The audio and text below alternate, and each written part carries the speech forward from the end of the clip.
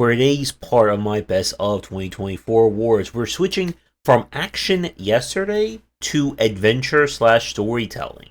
These are going to be my favorite games involving pointing, clicking, puzzle solving, or just getting a really good narrative.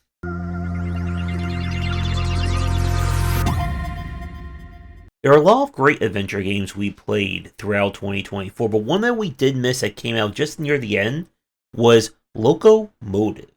This is a murder mystery style point and click that unfortunately we kind of miss, and hopefully I'll be able to get a chance to play it sometime in 2025. As for our first pick for favorite adventure slash narrative games, the first one goes to Clem. This one you play as a strange doll that is brought to life by a mysterious witch, and she has tasked you to do a bunch of odd jobs around her dilapidated house. Where are the parents? What's going on? What do all these items have to do with things? Well, you're on to solve the puzzles in order to figure them out. The game does a very solid job in terms of its art and aesthetics, kind of giving the grim fairy tale vibe to things. I love the kind of use of the in-game spell book that acts as lore for kind of solving things and more clues. This one I would say is on the moderate to challenging side in terms of the puzzle solving and logic, as you'll go throughout the house many different times picking up different items, which you will have to remember where that item was used somewhere in the past. The story definitely goes to some very interesting places in, which we're not going to spoil here, but all in all, this is a very solid adventure game for fans looking for a little creepiness to go with their adventuring. My next pick is the sequel to the Lovecraftian dating story, Sucker for Love, now with Sucker for Love, A Date to Die For. Continuing our kind of anime visual novel Lovecraftian romance. You are once again having to survive and maybe date an elder god, all in the same process. The story continues to grow with multiple endings, of course, multiple routes, and a lot of kind of spookiness here and there. Like the first game, it does feel a bit limited at the start. It really doesn't pop until the final few chapters. I still love the art style and kind of the whole anime aesthetics that go with it. If you were a sucker for the first game, then you'll definitely enjoy the second one. You don't need to play the first one in order to get into this one, as the stories are pretty much self-contained. And this one does feature a bit more gameplay. Well, the first one, I think, had a lot more in terms of routing to go with it. Still, if you are looking for love in some very creepy places, then you should give this series a try. Our next pick is one that unfortunately I didn't get a chance to play on stream, but I did play a bit of it on my own, and that is Minds Beneath Us. This is sci-fi cyberpunk with a touch of emotion to go with it.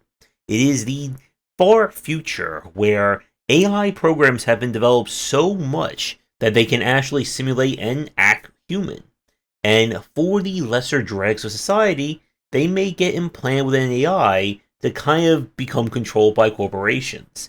You play one such AI who is struggling to meet the demands of those who control them and learning about humanity and kind of what it's like to be alive at the same time. The game features a beautiful art style. I love the animations in this one, while going to a lot of different places, and a lot of your choices will either matter or be referenced as you go through it. This one has a lot going for it.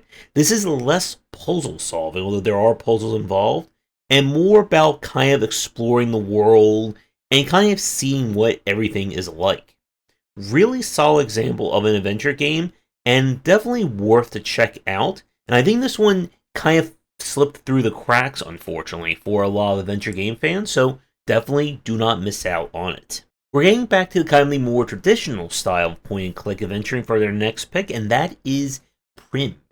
Not to be confused with Clem, a lot of four-letter word adventure games we've played this year. Prim is another in the kind of classic style, as you play the daughter of the Grim Reaper, who must try and escape the underworld, learn a little bit about life, and get some very important life lessons, or death lessons. Another game with a very solid art style and aesthetic, this time evoking kind of the noir, or again more almost like a Don't Starve-esque look to our character designs. Like Clem, this is going to be classic point-and-click adventure gameplay, so expect a lot of challenging puzzles, MacGuffins, and weird items to find, and some unusual puzzles and situations to get into. Some parts of it did feel a little bit clunky. There's this whole like collectible card game system that did kind of hurt the middle of the game, but I did feel that it stuck the landing in terms of the story and the final chapter. So another one for fans of some more in the older style, where it's puzzle first, story second, but still a very solid entry for the genre this year. And for the last entry for Best Adventure slash Narrative, I'm going to be giving it to 1000X Resist. This is a game that is definitely getting a lot more pop-off on social media and as more eyes get on it.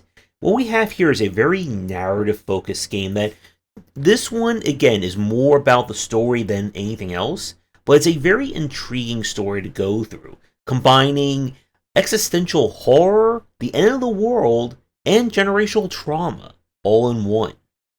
I don't want to spoil again like what makes this game great, because doing that will kind of reveal the whole reason to play it. But the story involves a character who basically becomes the last human left on the planet, and in order to create society, she decides to create clones of herself that kind of occupy different personalities, different traits, and society is all built around her. And what I really like about the story of 1000X is that it's not so much like the service to like an unusual plot, but it feeds through everything that the game has to say, and it almost reminds you of kind of like the more interesting and diverse sci-fi stories we used to read about in like the 70s and 80s, as it kind of goes all in on this concept while still making the story relatable in terms of what is it like when you are put in charge, and kind of like the chaos that ensues as things break down in very interesting and unusual ways. I can guarantee you that you will not predict where the story is going to go from beginning to end. Now, again, with that said, if you're looking for more of a gameplay, puzzle-solving style title, this is not going to be that game. But it does, once again, show off some very interesting narratives and storytelling that we can see in the kind of the medium of video games. So, a high recommendation if you're looking for a very unusual, very heartwarming, and heartbreaking story for your adventure games. And with that, another part comes to an end. What are some of your favorite adventure slash narratives for 2024? Let me know down in the comments. And we have a few more parts left, including Best in Show. So, still lots more games to get to, and we're going to try to get through it all within like a week or two. Thanks for watching, everyone, and see you all in the next part. Thanks for watching, and a special thank you to our Patreon supporters. If you enjoyed the video, do the YouTubing stuff, be sure to visit our Discord and Patreon, and if you're interested in more of my thoughts on design, check out my game design books.